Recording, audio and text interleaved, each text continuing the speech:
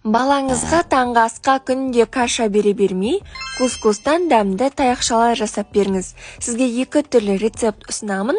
Бірі каша жемейтін балаларға, екіншісі көкөніс жемейтін балаларға. Алдымен кускусымызды әзірлеп алайық. Ол үшін кускусты салған ыдысыңызбен 2 рет қайнаған су құйып, бетін жауып 5 минутқа қалдырасыз.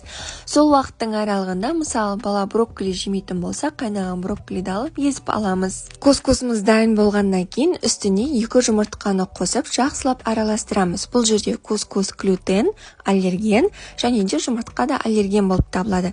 Менің парақшамнан аллергендерді баланың рационына қалай енгізу керектігі туралы видеолар бар, көріп шығыңыз.